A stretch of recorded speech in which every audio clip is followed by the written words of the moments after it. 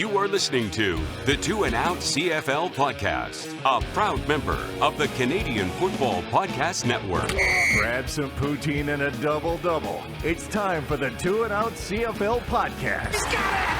Oh, baby! Every week, Travis Currah. That's Grey Cup me, which is a different person. And Brazilian Ty. Hunters are people, too. Talk fantasy football, bring you the latest in CFL news, and sprinkle in a little bit of nonsense. Oh, nearly intercepted, and it's over! Ready, set, hunt! Thanks for pressing play on this episode of the Two and Out CFL podcast as we get to the end of Week 7 of the Canadian Football League 2023 season. I'm Travis Currah. He's Brazilian Ty. We got to hurry and get through this, man. It is Shark Week. I got a PVR to watch.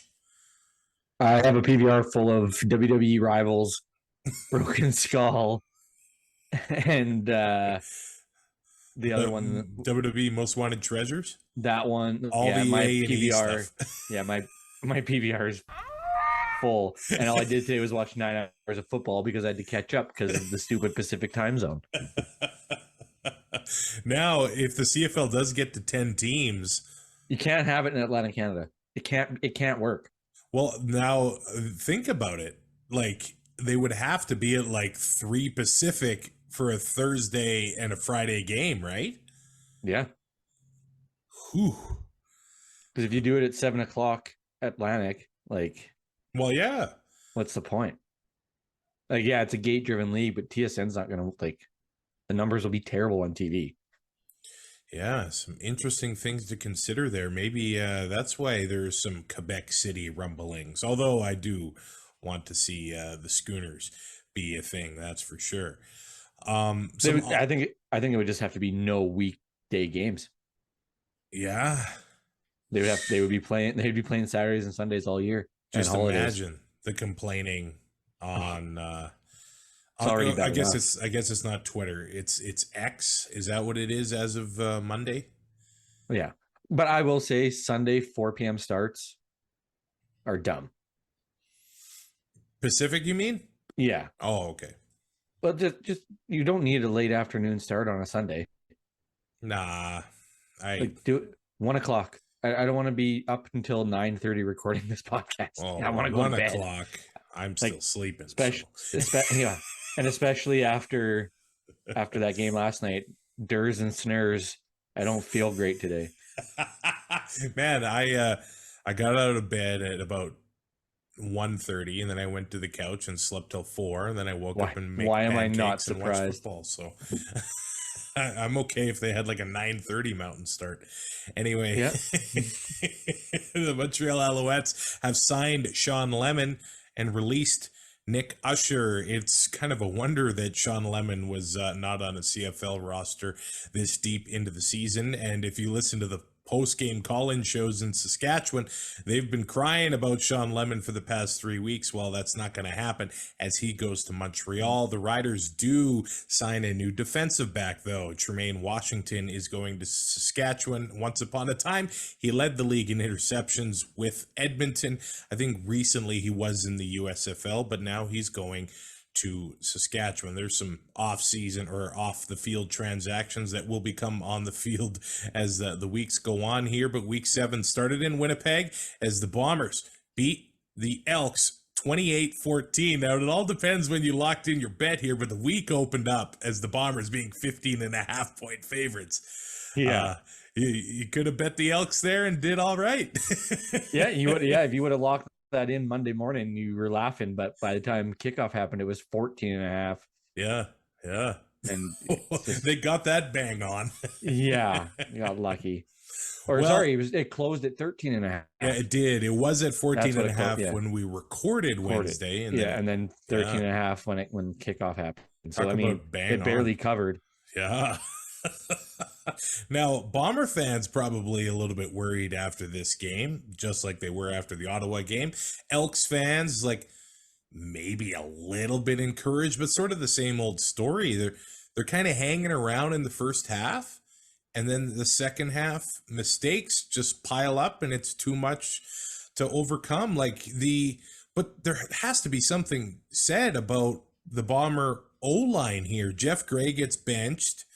Liam Dobson gets in, I think the first round pick in 2021, and Chris Jones ends up dressing, I think it was 9D linemen, and they were rotating all game and getting pressure all game, and there was no running game from the Bombers until the fourth quarter. So that happens in football games sometimes, but they were giving that Bomber O-line a lot of trouble, man. Yeah, and we've talked about it a lot this year where that O-line does not look like the O-line of old. Claros just doesn't have the same amount of time that he's used to in the last 2-3 seasons. Whether that's age or teams figuring it out. Like the guys on the defensive side of the ball get paid too. But yeah, I don't know how much of a worry it is, but it's when a team is rotating 9 defensive linemen, it makes it a little easier to get those pressures because guys just stay so fresh. Yeah, and that had to be their strategy going into it. And, I thought maybe they would struggle with stopping the run. Jamin Pelly injured, Niles Morgan injured, but the replacements come in and the Elks defense did okay and kind of kept them in the game. But again, for Taylor Cornelius, this is 11 games in a row the Elks have lost. They're 20 in a row at home. We see a lot of quarterbacks, Ty, where there's zero patience. And I don't know. I thought I saw the stat that he's like 4-22 in his CFL career. Not many guys are given that kind of opportunity. I feel like he is what he is. I think he's got a hell of an arm. Like, we know he can throw the deep ball. It's decision making. It's the susceptibility to making mistakes because he does that too much. He makes terrible decisions, throws bad picks. He almost threw another one while he was getting sacked again. Yeah, the flip away kind of thing. Like, I understand not wanting to take the sack, but it's just an accident waiting to happen. They're kind of in kind of stuck with him right now just because they paid him. Yeah, and I mean, I don't know what Trey Ford did or whose wife he hooked up with, but I don't understand why he's not getting a shot. This doesn't make any sense to me. Like you said, 4-22 at this point. He says that Coach Jones just said he gives them the best chance to win football games when they're 0-7. What are we talking about? No, sometimes the receivers don't help them. I get that. Sometimes the offensive line doesn't help them. I get that as well. It's hard to throw around Willie Jefferson. Yes, but he makes so many mistakes on his own. Yeah. Like, he could play a bit smarter. Some of those, it's like getting sacked and you throw the ball and with your left hand. Yeah, like stuff like that. You just can't do that at this stage.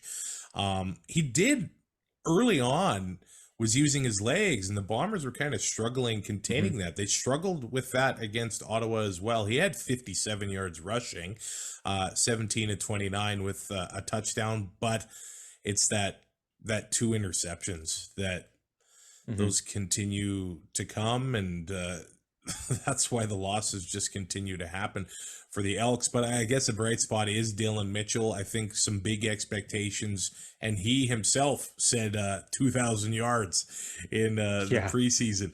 But he got 115 in this one, including an 80-yard touchdown. I think some high expectations on him after his performance last year. So it's good to see him get away for that big, long touchdown.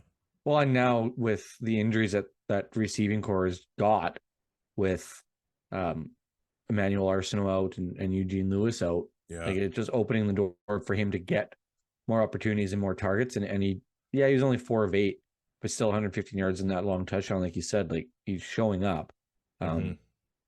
Maybe a little delayed. I don't think we were expecting to have to wait till week 7 what we've seen, but I mean, tape's out. He gets knocked down the depth chart a little bit with those guys coming in, so it makes it hard for him to get his opportunities, but he's starting to make the most of it now. Like I said, the Bombers not the formidable force on short yardage anymore. It almost seemed to be a given. It almost seemed to be a given just kind of in the CFL in general. But this year, it is just not a sure thing because the game started with the Elks stuffing the Bombers on a short yardage play, and it happened again later in the game. So even though Dakota Prukop is back, struggling with that short yardage play here, and that kept Edmonton in it. So they had opportunities with decent field position and forcing those kind of turnovers. Like Edmonton did, if I'm not wrong here, they won the turnover battle at 3-2 or something like that, and still lost it ended up being tied. I think Cornelius at the end of the game threw that interception just kind of thrown up there, but the Elks defense, they've struggled taking the ball away. They did in this one, and it just wasn't enough. And then it ends up, I think, being the defining moment. We've seen this so many times with Winnipeg. It was the fourth quarter.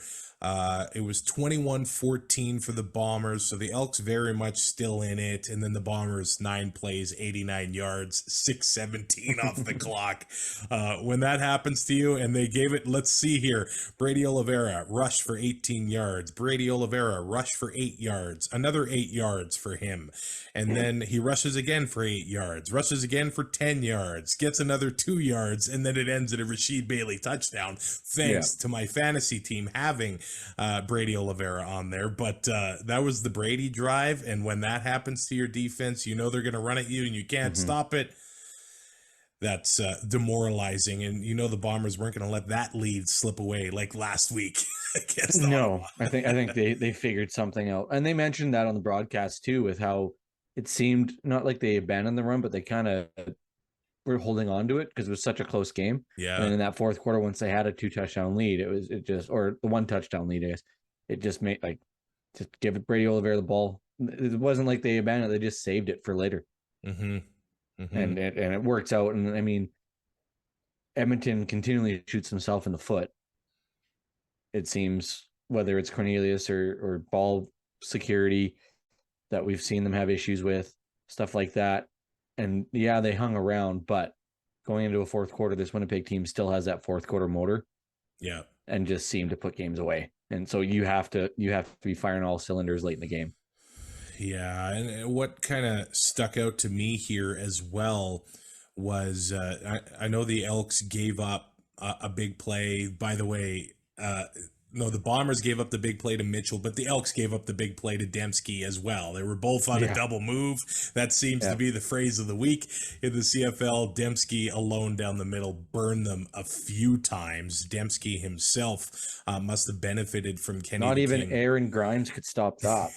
He must have benefited from Kenny the King Lawler coming back, because Dembski had some space out there. He had a 70-yard TD, 115 yards himself, but Kenny Lawler comes back, 9 targets, 7 catches, 93 yards, including an incredible catch that maybe wouldn't have counted if Chris Jones threw the challenge flag, but the Bombers knew it, and they ran that play pretty quickly to keep that one in the books. That just shows that, like, with that coaching staff, Zach Claros, that veteran O-line, they know what's up.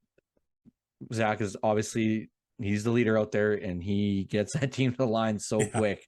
They snap that ball, and I mean, what did they have?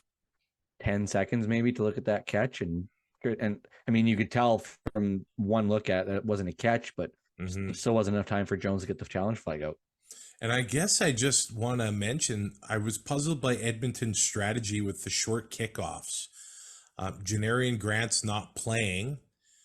Jamal Parker, hey, great athlete. He's back there returning kicks, but he's not Janarian Grant. And Edmonton kept giving them great field position because they weren't kicking it deep. Yeah, I don't know. It makes no sense to me whatsoever. It's the puzzling stuff with the Edmonton Elks. Speaking of special teams, Sims almost gave up another route. He almost did. And that was right at the end of the first half, I think. Yeah. Yeah, right at the half. Castillo misses that field goal, and there's a guy that just doesn't get it. Calero sacked twice. Was under pressure a lot. Still 20 of 24, an interception and 2 touchdowns. And he was happy to have the King back in the lineup. Dalton Schoen ended up leaving the game banged up, but he still had 2 for 42. And we talked about Dembski and Lawler. As for Edmonton, it was really Dylan Mitchell and I guess maybe Kyron Moore, who had 43 yards. But Kevin Brown, he had 11 carries for 51 yards. Brady Oliveira. You think that's bad? Wait till we get to the rider stats. Yeah. Brady Oliveira, over 6 yards a carry, 17 for 110. And I guess, again, credit to Willie Jefferson. His big season continues. He had 2 knockdowns and a sack in this one. So he's the only player to ever get 60-60 in a career, knockdowns and sacks. Houston with his 6th pick of the year.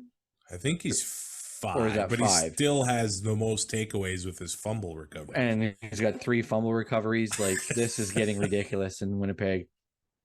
Like, you right now, either one of those 2 could be your defensive player nominee coming out of that team. And so, like, you go up against that. I mean, even the rookie that came in when Houston got hurt, they kept him in the lineup. He's on the other side. Like, he's been playing really well. Like, there's just nowhere to throw the ball in that secondary. That Cameron Lawson, who had the interception on the D line for the Bombers, just get that guy on the panel. Like, he has the halftime interview. He did their job. Yeah, they could have just shut down for halftime and just. He's already better than Chez. Just play the 7-Eleven commercials over and over and have a nap, and there you go. Hey, did you know that Burger King has butter chicken now? Yes, butter. Yeah. Also, I don't know if it's infuriating or catchy or both. I don't know. Yes. Speaking of Chez, they brought up, because G-Roy is in Edmonton now. Hey, they brought up. I wanted to ask you that. Is he usually on the sideline? Like, that's the first time I've seen it. But I mean, I'm watching games on PVR and fast forwarding stuff, and so I could easily miss it. He seemed like he meant business down there. Yeah. Oh, he was not happy with some stuff. What BC start 2011? 0-5? Yeah. And then Sanchez got hurt and they turned it around. They threw that shade on him on the broadcast. Yeah. And then, that was the only good thing Glenn Suter said all week. We move on to Friday Night Football, where the Toronto Argonauts beat the Hamilton Tiger Cats 31-15. Now, here's the deal.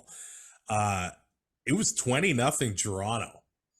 And it was the first career start for Taylor Powell. I didn't think he was bad. He was against maybe the toughest defense in the CFL.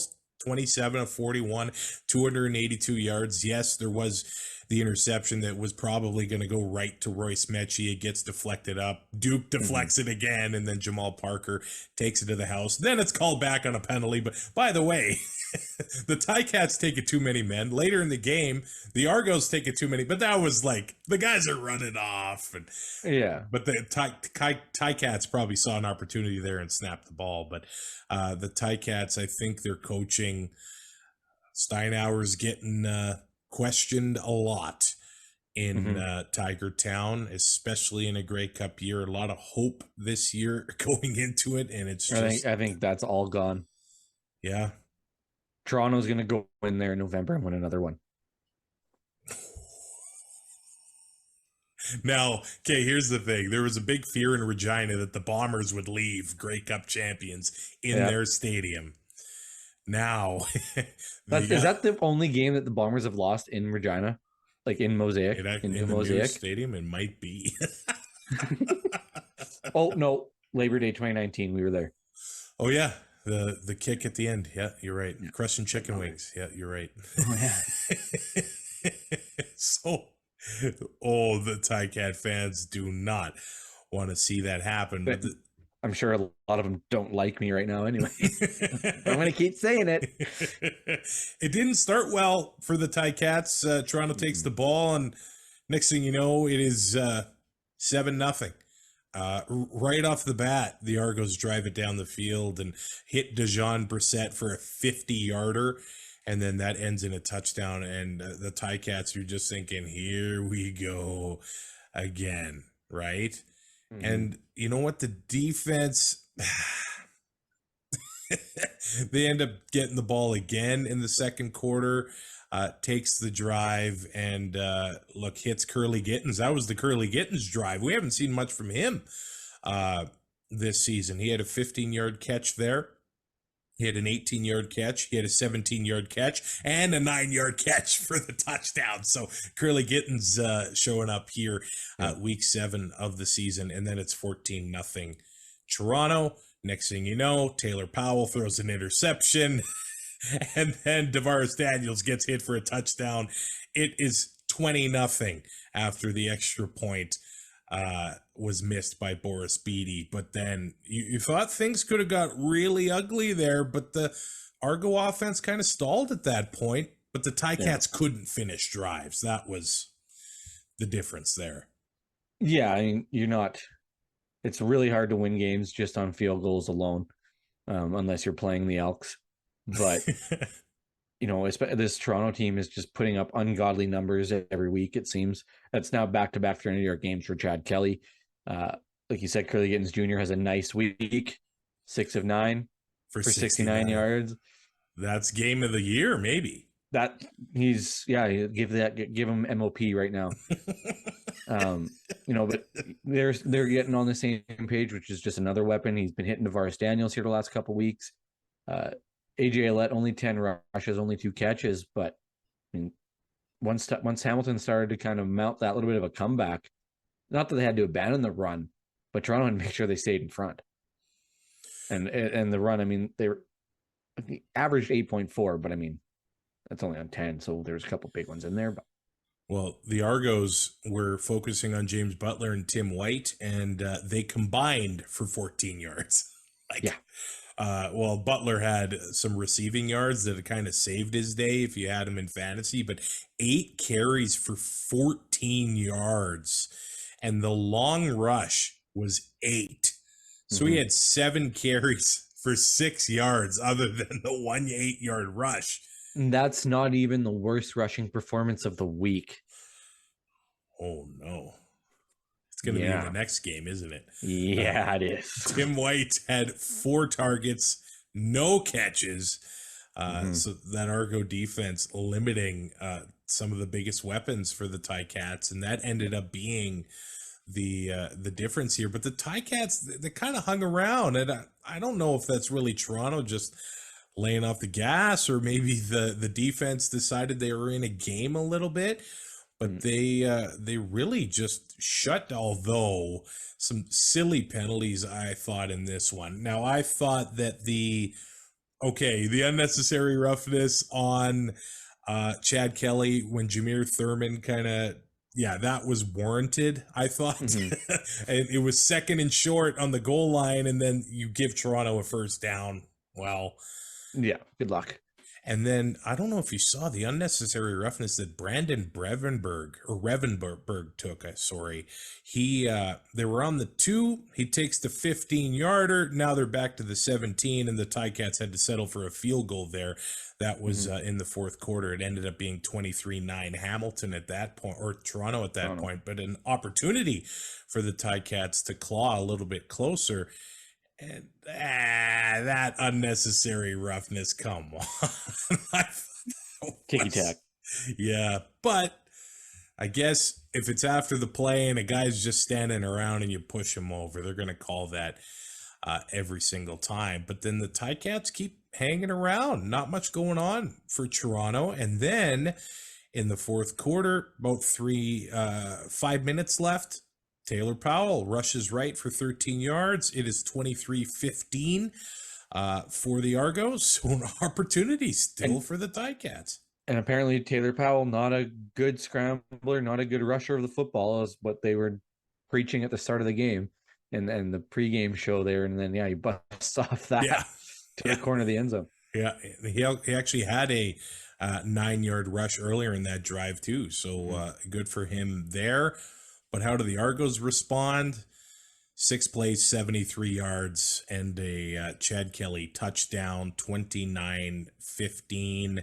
That was the end of the game there. There ended up being a touchback later on to make it 31-15. But the Argos respond when you thought the Ticats hadn't had an opportunity. They just crush you down the field and seal the win and take that victory out of Tigertown. And they've beat the Ticats twice early on in this young season. Yeah, this team is, I mean, they're now 5-0. I think it's the first time since 1960. The CFL was only in its third season at that point. They didn't even make the Grey Cup that year. So maybe I am getting a little ahead of myself, putting the cart before the horse, or putting the horse before the cart before the horse. But that last touchdown drive for Toronto, that the response, that's a birdie after making a double bogey. That's just getting right back up.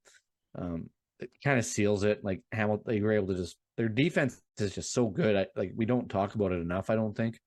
Like they've got some athletes on that defensive side of the ball, and throwing against them isn't easy. That front seven, like they can disguise so much stuff. They'll show, or they don't even have to disguise it sometimes, and you still can't stop it. And with Mechie in that safety position, I mean, it's not fair. Well, and they also had some injuries on the defensive line. Thomas Costigan, Sean Oakman not playing, but in comes to the game is Jared Brinkman. And man, he had him. I think he did take a penalty at one point, but he played great. And obviously, the Ticats couldn't run the ball at all. And I think maybe they thought they had a chance here, but the depth on that front seven that the Argos have, it's just fierce. Jared Brinkman had 2 tackles for a loss in this one. Well, and they'll send 3 guys or 4 guys, and they're making it hell on quarterbacks. There's so many guys drop back in coverage. Yeah. And those 3 or 4 guys are still getting pressures. Yeah. And then when they do send the house, it's a cluster F in the backfield because that pocket collapses so damn fast when they do blitz. So that's why I thought Powell against that defense, all things considered, not so bad. And the Ticat offensive line, I don't think has performed to expectations this season. The Argos, by the way, 12 rushing touchdowns this year. They had 9 last year. And what was only 1 from a running back? Yeah. They got 4 from Chad Kelly. How many does Ouellette had 3 in one game against Edmonton, I believe. So yeah, and Kelly had 3 against Hamilton in the first game. Yeah, exactly. So they're on pace to score 43 rushing touchdowns. The club record is 26. 97? 96. Still those Doug Flutie Argonauts. Yeah, it's not. That was not fair anyway. Basically cheating. Ben Grant posting those stats on 3downnation.com when he's wrapping up Toronto's victory against the Ticats. Now the Cats have a tough schedule coming up here, and all of a sudden, I mean, a few weeks ago, playing Ottawa didn't seem so bad. Well, now the Ticats have those RedBlacks, and now it doesn't seem like a good position for them. They're already 2-4. The RedBlacks are 3-3. After that, the Ticats play the Alouettes, who's not an easy assignment, and then they have a bye, and then they play Edmonton, and who knows what that's gonna mean. They need to get probably 2 out of these next 3, I would say. Yeah, you can't go into that Edmonton. You don't want to go into that Edmonton game having the chance of going 1-2 if you beat Edmonton. Yeah, you need to go in there 1-1, get back to 500 and start building up from there. Because I mean, Ottawa's better. Montreal, like you said, is not an easy task either. The way Ottawa played today I thought was ridiculously good, especially the Crum has it. Whatever it is, he has it. He does. But yeah, if you're Hamilton, you can't fall very much farther behind because, like you said, Coach O's getting questioned now. It's a Grey Cup year. You got to at least be a playoff team. You got to at least give yourself a shot, because if you don't, I think the whole thing blows up. Now the Argos are preparing for the Saskatchewan Roughriders in Touchdown Atlantic. Now the Riders go into BC Place and they lose 19-9. Here's the thing, Ty. This is not a game I would want to be lining up behind center in. Both quarterbacks were under fire for the majority of the game. Vernon Adams Jr. gets hurt early on. He dropped back to pass 5 times. He got hit 4 times and ended up leaving with a knee injury. Farhan Lalji reporting on Sunday that it's not serious. He doesn't seem to have any ligament damage. He may sit against Edmonton this weekend in Edmonton, but it doesn't seem like it's going to be season ending or anything like that. So that's good news. And that also goes to show why they probably weren't too eager to trade Dane Evans anywhere, because like it or not, and like him or not, he's got some experience, and that seems to be a valuable thing to have at number 2 in the CFL. And you know, having one quarterback play all 18 games and get you to a championship, or 17 games if you got it clinched, you give him a rest day or a game off. Like those days are, that's rare. It's rare now. Yeah. Like it's a 2 quarterback league. They talk about it all the time, you know, so you have to have that depth, and Dane Evans is out there. Yeah. Like could they have traded him? Yeah. But the return they would have got would have been way worse than just keeping him in, and, you know, having the depth that is needed to compete, especially in that West Division. Because if you, like, the Riders are going to be in tough now, and so is Calgary. Yeah, like you gotta keep pace, and if you fall too far behind because you have lackluster quarterback play, it's a hell of a mountain to climb.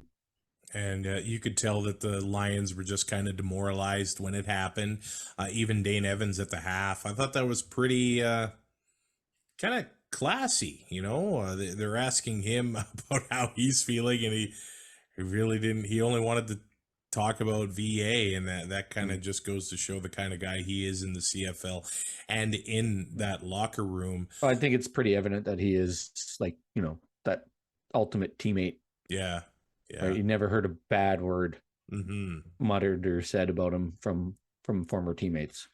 Early on, it was in the first quarter where Dane Evans engineered a 7-play, 94-yard drive that ended in a touchdown that put the Lions in the lead in the first quarter. That beautiful 27-yard touchdown pass to Alexander Hollins there, who seemed to be playing with a chip on his shoulders. I don't know what it was. He was pretty fired up after that touchdown, though.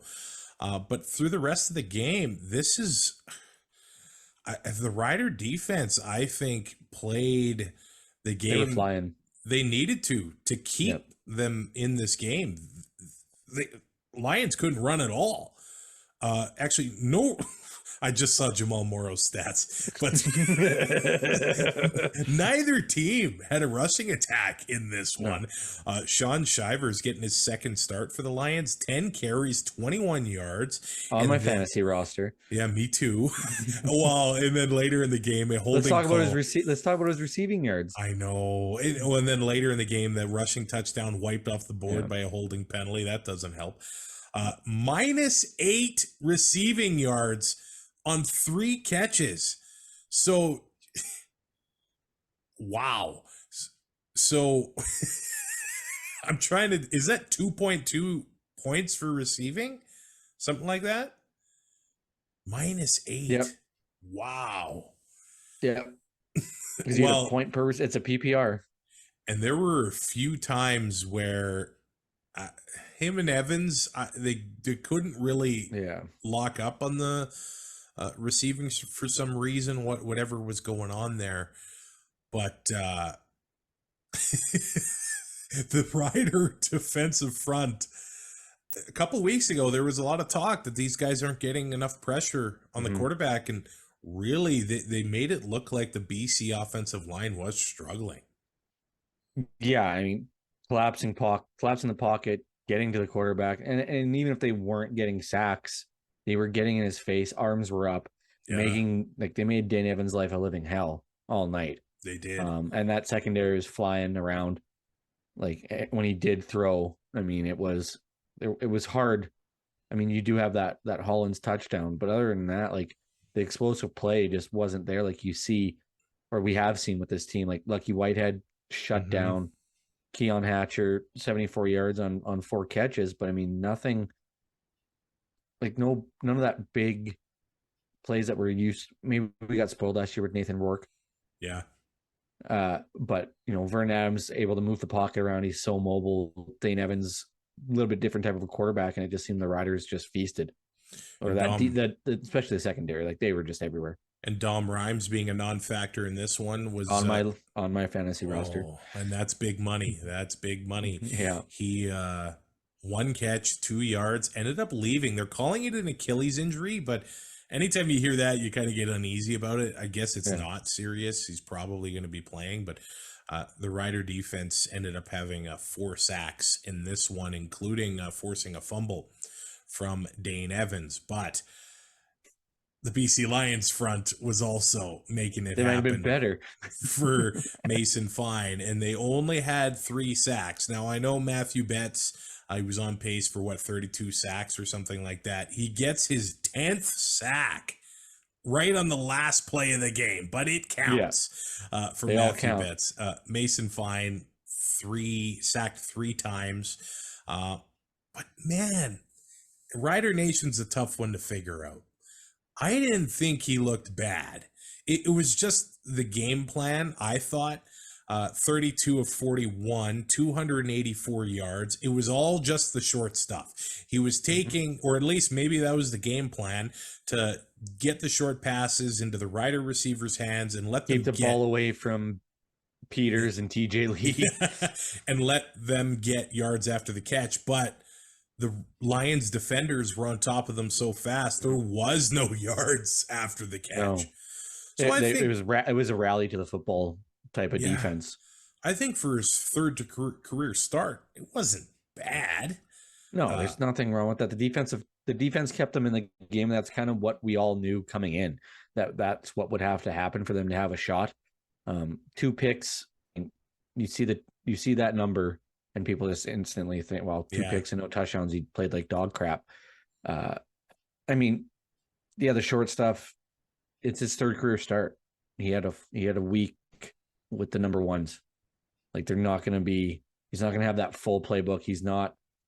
They're not going to be taking a lot of chances. They don't want him to be making those huge mistakes and ruining his confidence.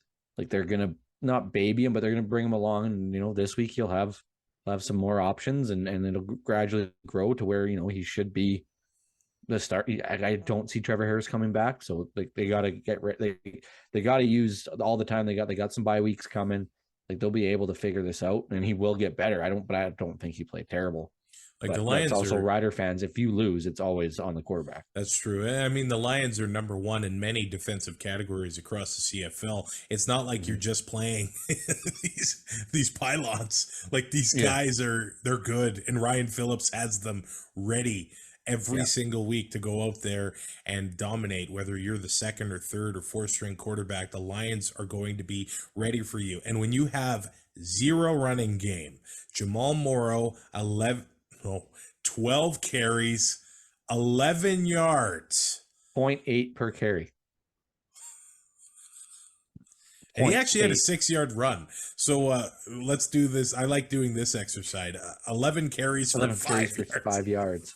That's less than half a yard. Yeah, on your young quarterback. Let's blame him. It wasn't the offensive line. It wasn't the offensive line and Jamal Morrow not getting the job done. It was Mason Fine's fault for everything. Yeah, he's had to peel himself off the carpet a few times in this one, even if he got the ball away. Yes, there were interceptions, but there's a stretch here. If you look in the second half, it's this coaching decisions again, right? Right? It's third down, 3rd and 2. The Riders have no running game. 0. Yeah. But let's run it out of the shotgun. Yeah. At this point when it's 10-6 BC. Yeah. Dickinson's done at the end of the year. Dickinson's so gone. It's not even funny. Well, and they actually ended up getting lucky that the BC drive ended in a field goal because Shivers rushed it for the touchdown, called back on the holding after that turnover on downs. Yeah. But it does kind of seem Dickinson's kind of coaching desperate. Yeah, it's just making stupid mistakes, fishing. The challenge thing's old. I'm over it.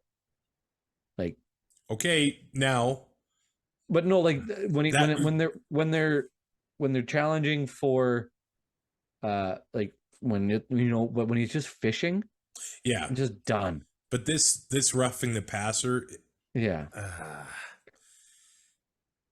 it's probably one of those things where if they didn't call it, it wouldn't have been called roughing the passer on the challenge, but they probably just they didn't have enough evidence to call it back. You know what I mean? But it's a high tackle. Yeah. Like forearm goes almost around the neck, drags him down from above the shoulders. Like that's roughing the passer in my book.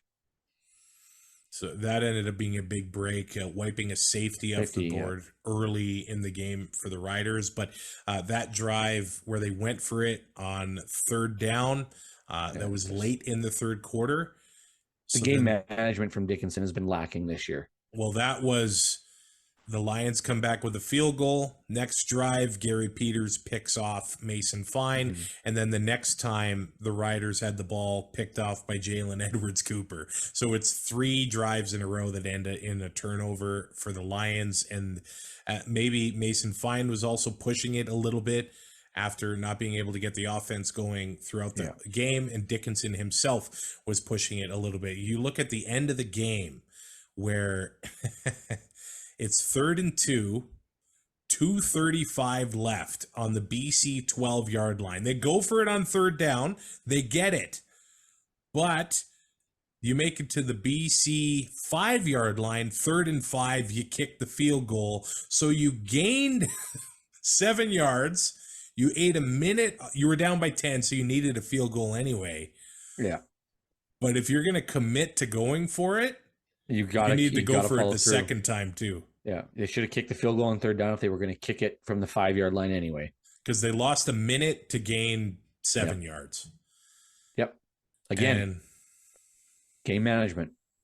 It's been awful for Craig this year. It's brutal. Like they're going to be hard pressed to finish over 500 now.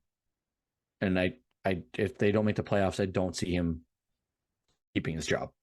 Well, here's an interesting point. Like, I don't want to write them off, but playing the Argos next week, it's not a good situation for the Riders. Nope. So maybe they're 3 and 4, and then they can't finish last in the West, so they got that going for them, which is nice. But other than that, and then they play Ottawa. So Ottawa could be on a 3-game winning streak coming into that. And then they go to Montreal, a place where the Riders always seem to historically struggle. So we both know why. Cool. Now, I know it's 3 Eastern opponents, but they're both teams that... getting hot. A lot better than expectations. So the Riders here, like, are they going to stick with Dickinson all year? I don't know what his contract status is. Well, he's a lame duck coach. Oh, well then start looking for guys right now. Like, I don't know if a coaching change in the season turns things around without Trevor Harris there. Yeah. But it's just there's no way. I just don't see, unless they win out and they go on an unbelievable tear. I just don't see him keeping his job. It just doesn't make any sense. Really conservative play calling by the Riders in this one. Remember, 5 minutes left in the game. It's 2nd and 5, and they ran it from shotgun where, look, I don't know if you're trying to surprise the Lions in something that you had no success doing all game long. But the Rider defense kept him in this one. Also, the onside punt where Evan Johnson forced the fumble on Marcus Sales kept him in this. But that Lions defense, they're no joke, and the Rider offense clearly struggled getting through and making anything happen. Although, I mean, if you had Sean Bain in your lineup, you got, 17.4 points, something like that? Yeah. 17.4. Tevin Jones. 10 of 10. Yeah. Like, that's ridiculous. Tevin Jones, 7 of 10, 75 yards. Mitch Picton had 16 yards, including he got smoked. He got rocked. He did. And you could see when the camera on him walking up the field and he exhaled, you're like, yeah, he's feeling it. And I thought maybe that's... there was a couple moments in that 2nd and 5. I think I kind of wonder if they gave it to Morrow, because I think Fine got smoked the play before too. And they're like, well... But you only got 20 seconds. So you gotta... This drives a loss. Yeah. Keon Hatcher, 74 yards. Alexander Hollins, 56 yards and a touchdown. And Dane Evans, 16 of 25, 219 yards, a touchdown and an interception. All of a sudden, Ty,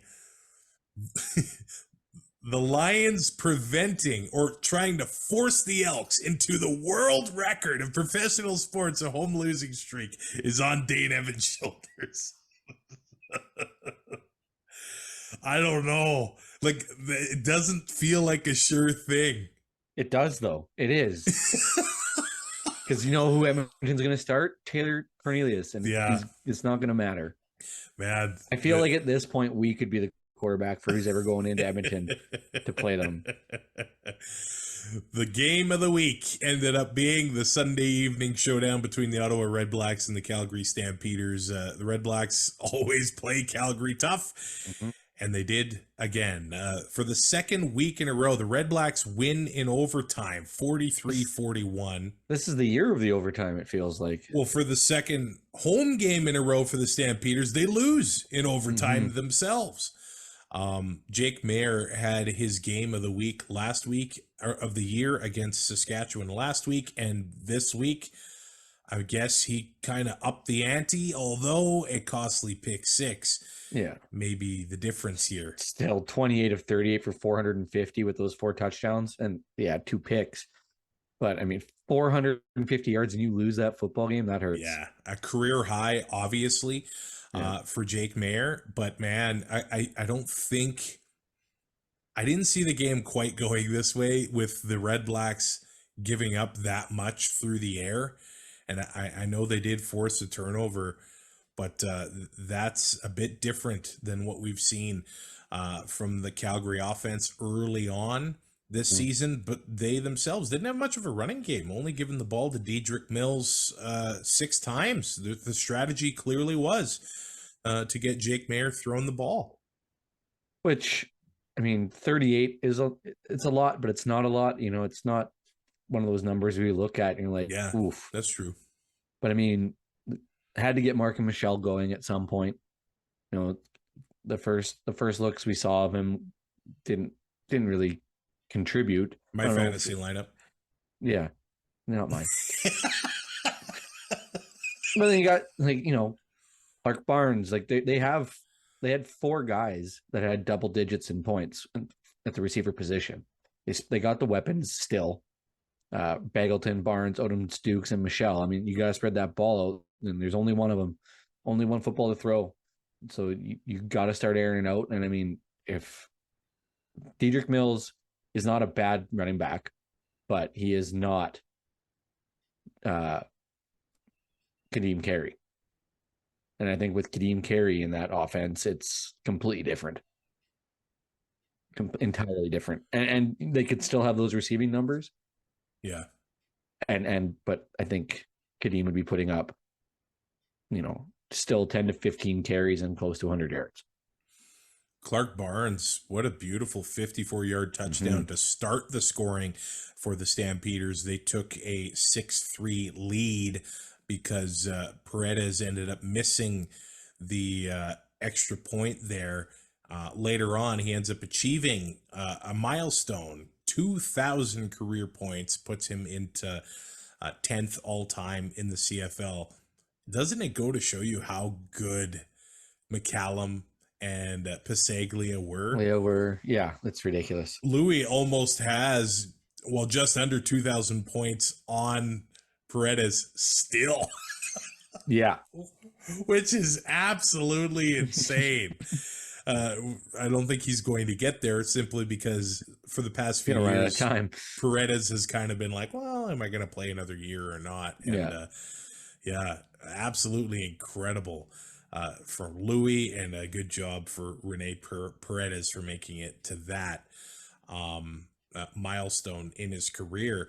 But this was just sort of a back and forth game all game long. And what a fun game to watch. And a big part of that, obviously, was the pick six from Brandon Dandridge, who, look, I know I love Dustin Crum, but Dandridge has had a great year for the Red Blacks. Valuable in the returns. He had a return touchdown a couple weeks ago. He's got 3 touchdowns and he's a defensive back. Yeah.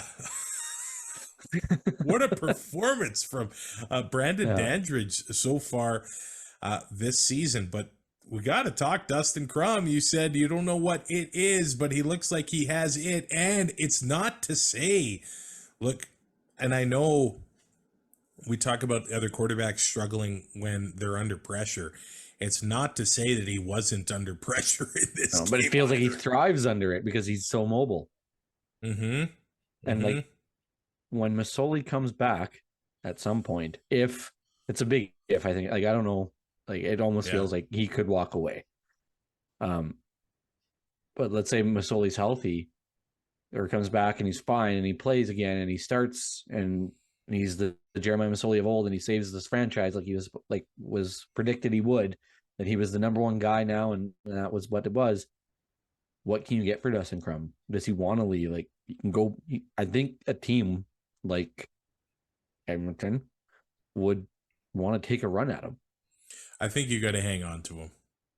I right now, absolutely. Until you know what's going on with Jeremiah Masoli, Dustin Crum's your guy. It's a hard decision. But could you imagine, like, if Masoli would have been healthy this whole year, Crum's just on the bench. Yeah, you never get to see this. That's the thing. Like, injuries just give guys opportunities, and you know that Edmonton might have been looking and been like, you know, they might have seen something from him that they liked at some point. So who knows? And it could be a totally different story. But just Calgary kind of had him figured out. For Cameron Judge, like, he finally realized you got to spy him. As far as the running goes, Judge, Judge was all, and he still had 63. He did. He did. But I mean, in the past 2 games, I think he had 200 or something like that. So 63, I guess, is kind of a success for holding Crum to that. But I mean, if you're Ottawa, I mean, the guy you trade to Edmonton, it might be Masoli. Like, it almost feels like deja vu for Jeremiah, where he gets hurt and Dane Evans comes in, leads the team to the Grey Cup. I'm not saying that Ottawa's going to go to the Grey Cup. They might, but no, they'll lose the East Final. That's kind of what happened with Jeremiah in Hamilton. He goes down and the backup comes in and thrives, and that's what we're seeing here in Ottawa. And I don't want to get too ahead of ourselves, but man, he even if he doesn't, take the team to the promised land, he's certainly fun to watch. And that's the thing. I like his style. I like the fact that he runs. I like the toughness he displays. But that could get him hurt too. Yes.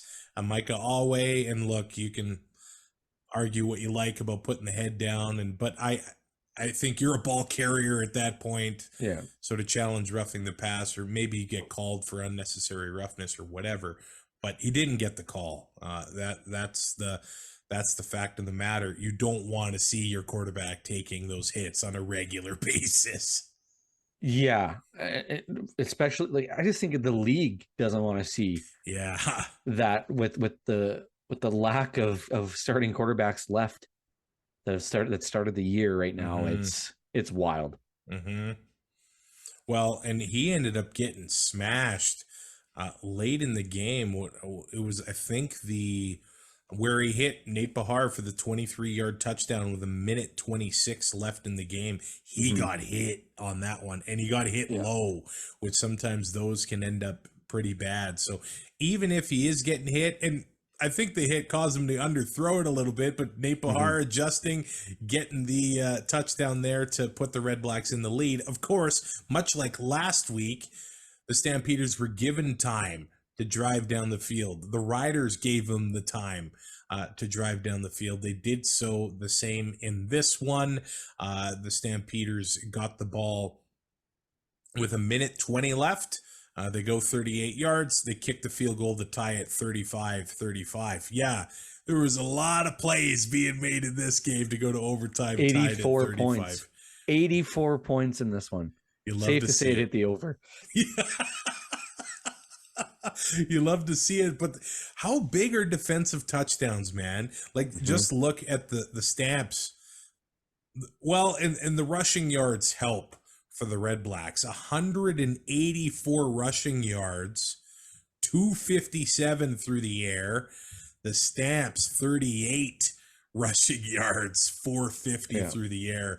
That 38 rushing yards, you probably would have liked to see them utilize that a little bit more to take some time off the clock. But it's tough though when you got, Lang and they're hard to run against. Like Ottawa, that defensive line, like you have Malden and Lang there. Like you got two guys that are just they're beasts on that defensive line, and it's not fun. And you want to kill clock, but you also want to gain yards. And you're going 2nd and 8 and hunting on 3rd and 7. You're only killing so much clock. You can't get that first down. So we get to overtime here, and Jake Mayer sort of does the job.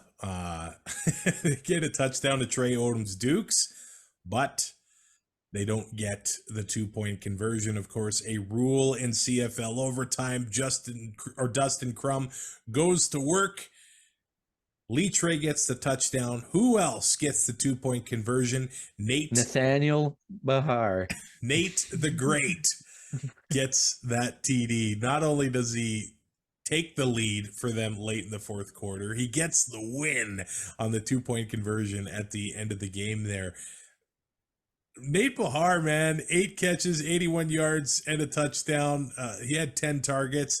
A lot of times they've started going his way in those tough situations, whether it's second down or I guess now it's the end of the game when they want to win. Well, they go his way. They got that first down before the touchdown, too, to Lee Trey. Yeah. And that was Nate Behar on 2nd and medium-ish, I guess. I think it was 2nd and 8 or something. Yeah. Nate Behar sits down in his zone. Crum fires it in, and then boom, they're in the end zone next play. Justin Hardy was Ottawa's leading receiver, 7 catches, 94 yards, and a touchdown. Jalen Acklin had some big catches, 5 catches, 60 yards. And him and Crum are starting to get on the same page a little bit now. Yep. Crum had the 63 yards rushing, but Devontae Williams had 57 yards rushing himself. And then Lee Trey with 35 yards on the ground, but the big 2 touchdowns. Lee Trey playing his old team, the Calgary Stampeders, and he made them pay. Yeah, and they talked about it where he can come into the set as a fullback blocker, all that stuff, but they're involving him more because it's kind of a revolving door right now at running back. It feels like for Ottawa until they get some health back and everybody's kind of back and ready to go. And teams aren't really expecting Milanovic Lee Trey to be coming out of the backfield carrying the football either. So you can catch teams by surprise a little bit that way too. Clark Barnes, 5 catches, 87 yards at TD. Reggie Bagleton, 7 for 80. Trey Odoms-Dukes, 6 for 101 and a touchdown. Markin Michelle, 4 catches, 134 yards, 2 touchdowns, 95-yard touchdown. Like he says, I'm back. With authority. And just like that, Calgary lost this game, but it just feels like they're going to get hot and it's not going to be fun for the other teams in that division. Well, look, and I think I was going to say this earlier, like Crum had success, obviously, and other quarterbacks, I feel like I give them a pass because of the amount of pressure they're under. But Crum was getting smashed, and he got sacked 5 times. So it's not as if Calgary's defensive line laid down have success. Yeah.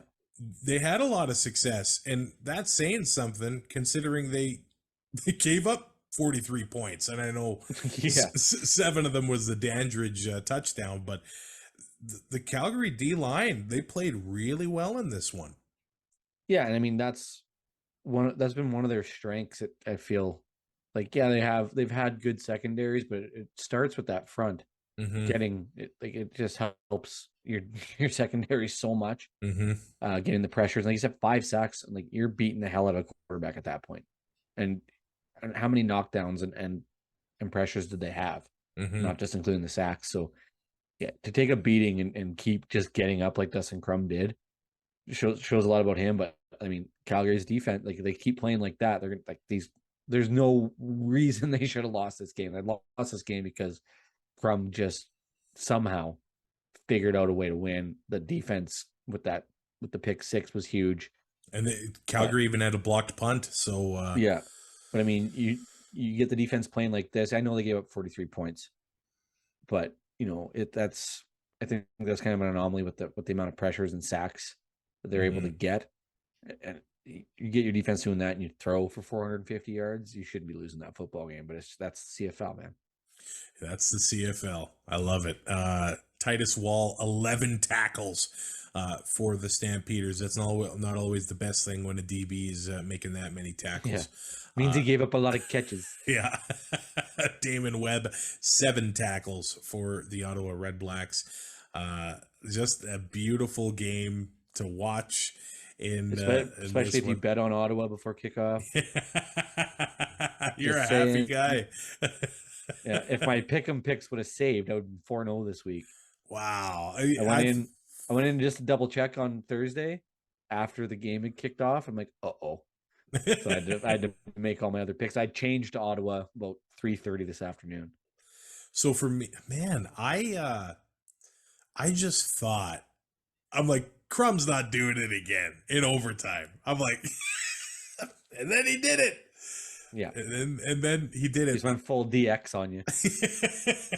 I think another note I just want to mention about the Stamps, that Tommy Lee Lewis is electric. I know he only had 2 catches for 7 yards. I think he had another big play called back on a penalty. But he ended up having 5 punt returns for 89 yards. When you got an average of just under 18 on punt returns, look, he did well. I know I didn't mention it last game, but the BC Lions limiting a guy like Mario Alford, that was big for them. This Tommy Lee Lewis, I think he's going to be a guy to watch for the Stampeders going forward the rest of the year. And I kind of wonder if they should put him on kick returns as well as punt returns. And he's getting some looks in the offensive set as well. Yeah. So they're not just, it's not a Mario Alford situation. I do apologize for the lighting because the lights burnt out. I don't have any light bulbs, so I was gonna say you're just the consummate homeowner, just know how to do everything. Can't change light bulb.